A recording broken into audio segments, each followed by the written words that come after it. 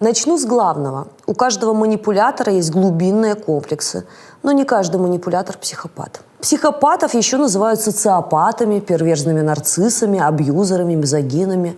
Но для меня все это грани одного и того же диагноза – социально адаптированного психопата. Разница между ними лишь в важности общественного мнения, то есть в степени социальной адаптации и выраженности эмпатии. Для нарцисса еще важно общественное мнение, он еще испытывает сопереживание.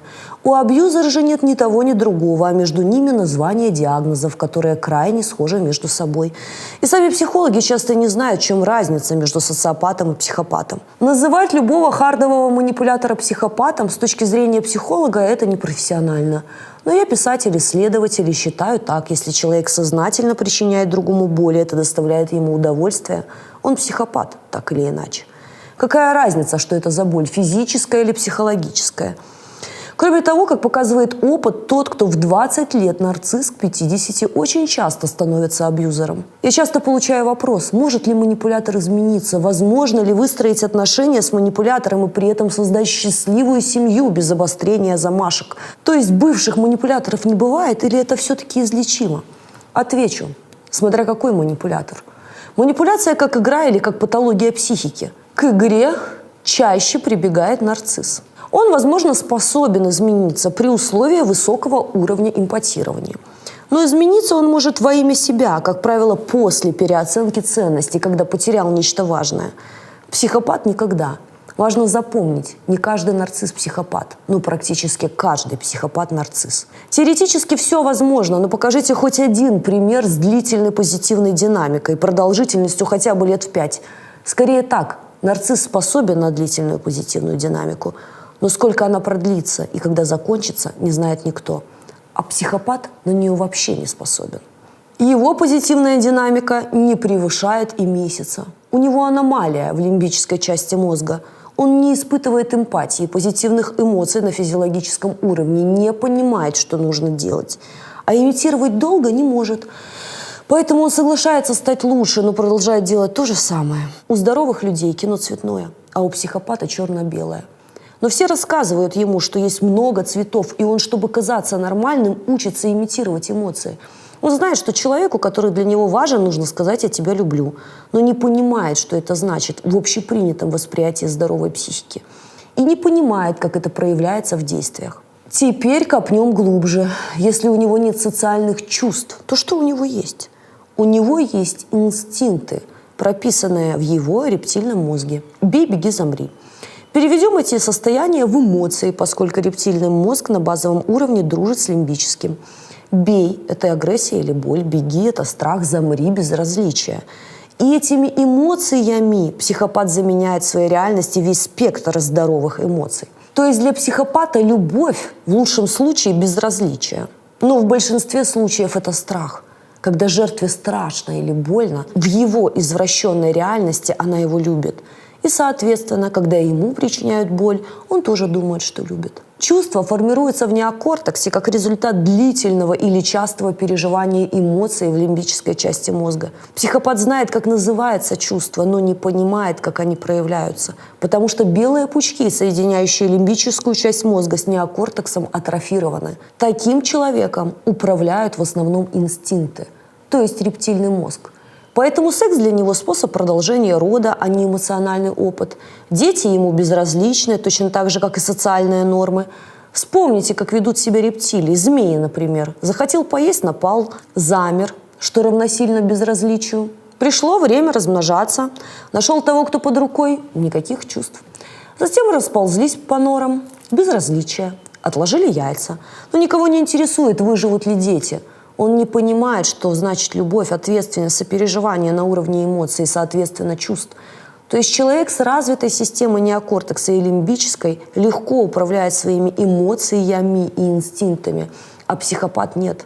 Страх может ограничивать его проявление в обществе, но как только он чувствует безнаказанность, включается безразличие. И наша ключевая ошибка в том, что мы судим обо всех по себе, вместо того, чтобы слушать себя и обращать внимание на действия, а не на слова. Поэтому, когда вы сталкиваетесь с психологическим подавлением, самый действенный прием узнать, кто перед вами, сказать: «Я вижу, что ты делаешь». Психически здоровый человек остановится и перестанет делать вам больно. Нарцисс, возможно, на время тоже откажется от таких действий, если жертва ему нужна. А психопат, наоборот, воспримет эти слова как вызов. Манипулятор не способен находиться в равнозначных партнерских отношениях. Только в связке насильник-жертва. Либо вы жертва, либо он уползает, потому что не смог вас одолеть. И включается «замри», то есть безразличие. Единственный способ защитить себя от психологического насилия – не взаимодействовать с насильником. Во всех остальных случаях он продолжит атаковывать. И вам не вылечить его своей любовью. Они не знают, что такое длительное, хорошее отношение и любовь в здоровом понимании. Когда жертве больно, страшно, и она терпит, психопат уверен, что так она проявляет свою любовь, что она его точно любит. То есть с точки зрения манипулятора, любящий партнер тот, кто позволяет себя уничтожать и использовать. Если вы терпите издевательства, значит, вы его любите. Признайтесь психопату в любви в начале отношений и через 3 дня получите первую иглу. Для него признание в чувствах – сигнал к уничтожению и использованию. Я хочу дать вам 25 признаков, по которым вы легко сможете выявить психопата, социопата или абьюзера. И чем больше признаков соответствует вашему партнеру, тем страшнее его диагноз. Первый – поверхностное очарование. Я многократно повторяла, не бывает идеальных людей, есть идеальные маски.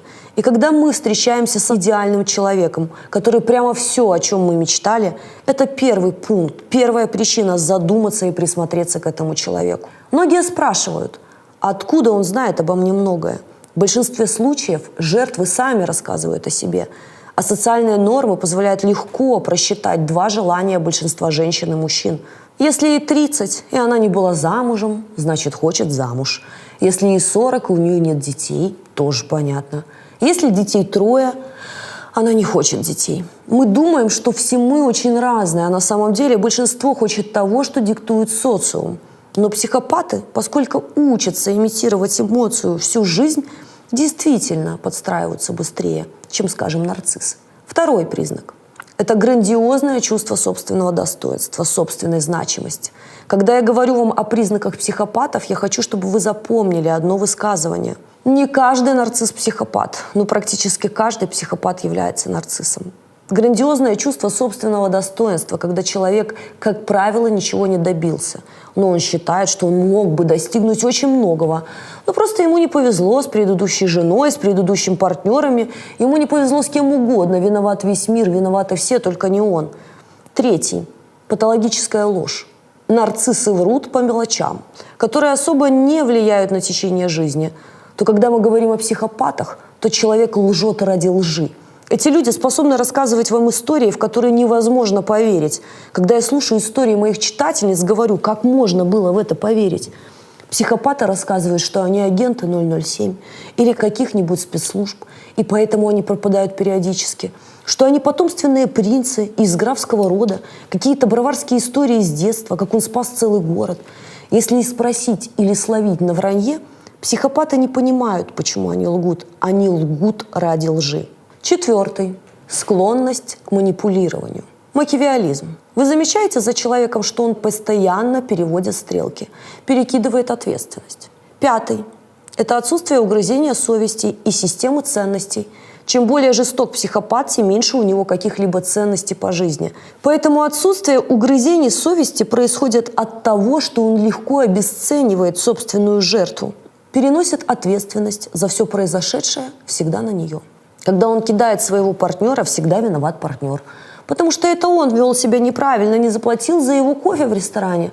Партнер за кофе не заплатил 1 раз, а кинул психопат его там на 1 миллион. Полное безразличие к собственным детям, которым он не уделяет внимания и, имея очень высокие финансовые доходы, не платит алименты или высылает им копейки. Это люди, которые рассказывают о том, что они любят своих родителей, но при этом никак им не помогают. Поэтому очень важно, когда мы встречаем таких людей, не вестись на маску, смотреть, насколько слова соответствуют действиям. Шестой признак – поверхностные эмоции. Когда человек говорит «я люблю тебя», но при этом никак не проявляет это в действии. То есть, когда идет постоянное несоответствие слов и действий. Седьмой – отсутствие эмпатии. То есть когда ваши слезы или фильмы о чем-то добром не вызывают у них эмоций. И очень часто жертвы говорят о том, что когда они начинают плакать, психопат не жалеет их, а наоборот вызывает это в нем агрессию. Закрой рот. Вот и все. 8-й признак – это безответственность. То есть они обещают, но, как правило, ничего не делают. 9-й – склонность к скуке и депрессиям.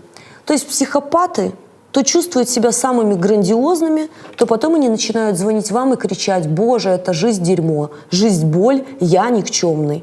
Потом это резко меняется в другую сторону. Беспричинная смена настроения. 10-й. Паразитический образ жизни. Это люди, которые, как правило, пользуются чужими ресурсами. Они приходят в гости, но всегда без угощения. Они не склонны платить за себя в ресторане. Они пытаются продвинуться, достигнуть результата. Всегда за счет ресурсов других. Поэтому, когда психопат достиг чего-то в жизни, и вы начнете исследовать его прошлое, то увидите, что он стал бизнесменом, когда женился на дочке депутата. После этого ее бросил, потому что у него появился партнер, с которым он и начал зарабатывать деньги. 11-й признак – это плохой поведенческий контроль. То есть это люди, которые не умеют контролировать свои эмоции. То есть у них происходит перепад этих эмоций. То есть, например, он только что орал, как безумный барахольщик, а потом он поворачивает голову и, как ни в чем не бывало, спокойным тоном разговаривает с собственной жертвой. Вы должны помнить о том, что если нас действительно что-то вывело из себя, нужно время, чтобы успокоиться для здоровой психики и прийти в норму. У психопатов вы можете видеть резкие, нездоровые перепады. То он орет, то потом он улыбается. И это происходит мгновенно. 12-й. Беспорядочные сексуальные связи. Когда вы думаете, что вы встретили мужчину, у которого было 300 женщин, знаете, он не альфа-самец. Он или пикапер, или психопат. То есть здоровая мужская психика истинного альфа-самца не будет всеядной. Не путайте льва и гиену. Это очень разные вещи. Поэтому, если у него огромное количество беспорядочных половых связей, то это сигнализирует о том, что человек как минимум компенсируется за счет секса. 13-й. Отсутствие долгосрочных и реалистичных целей. У психопатов очень часто нет вот таких реалистичных целей. Поменять машину, купить квартиру, поехать отдыхать, куда-то накопить денег на счету. 14-й – это их импульсивность. Очень часто из-за этого мы не понимаем, что психопаты сами по себе безответственны и, соответственно, импульсивны. Очень часто они, например, говорят: «Я приеду в 2, а приезжаю там в 4 дня». Они даже этого не замечают, потому что он импульсивен и сам не знает, что он будет делать через 5 минут, и не помнит, что кому он обещал. Пункт 15. Очень часто психопат ведет антисоциальный образ жизни. Нормы социума для психопатов часто не имеют никакого значения. Бросить беременную женщину – не проблема. Нужно ли жениться, если кто-то там прожил с ним 5 лет или 7? Не обязательно. Кинуть партнера просто так? Да пожалуйста. Помогать родителям? Да не надо. Содержать детей? А зачем? Пункт 16. Неумение планировать будущее.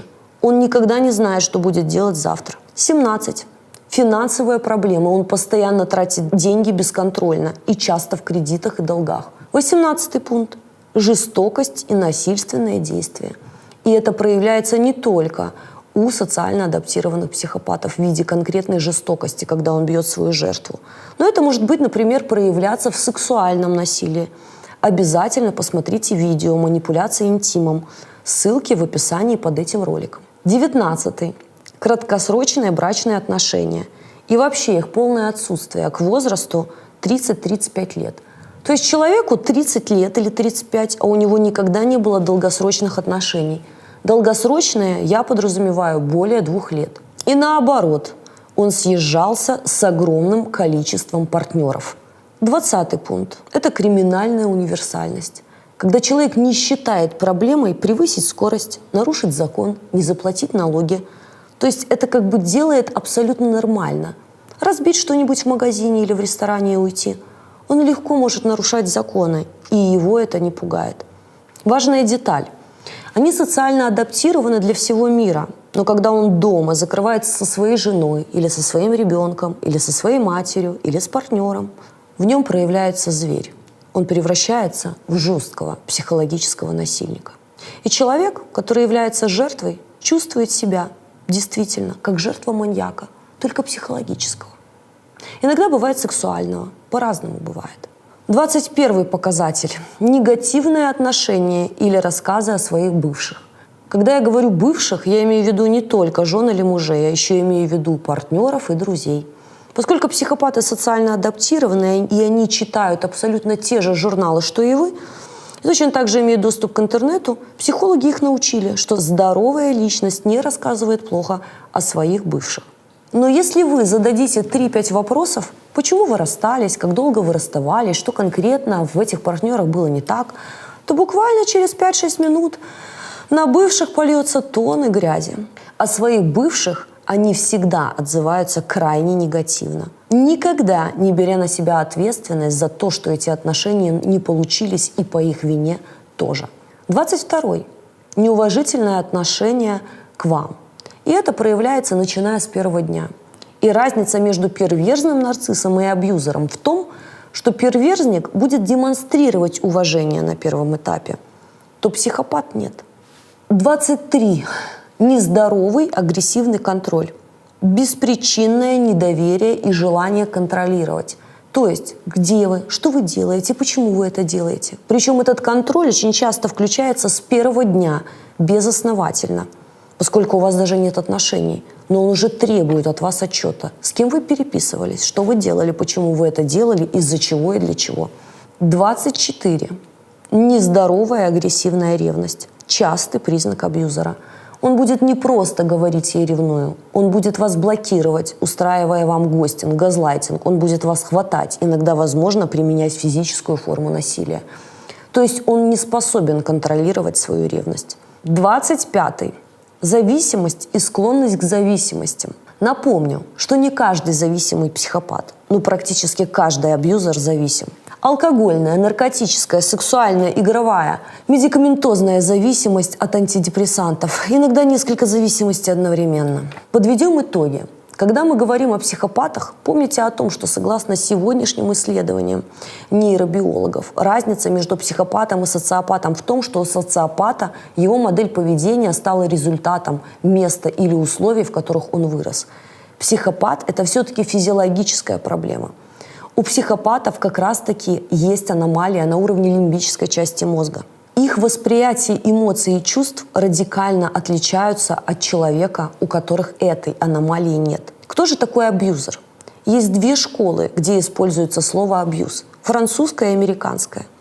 Когда я говорю об абьюзе, то использую американскую школу определения этого термина. Во французской школе, где абьюз переводится с французского как «злоупотребление», когда мы говорим о французской европейской школе, то там, скажем, не всегда имеется в виду абьюзер как именно психопат. То в американской системе абьюз переводится с английского как насилие. Подразумевается, абьюзер – это человек, который использует форму физического, финансового или сексуального насилия.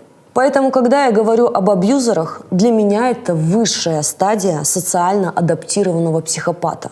В большинстве случаев с возрастом они переходят и к физическому насилию. Я хочу напомнить и сказать, что не каждый перверзный нарцисс – абьюзер, и не каждый перверзный нарцисс – психопат и абьюзер. Вы должны помнить, что в высшей грани, а именно абьюзер, достигает примерно 1% общества.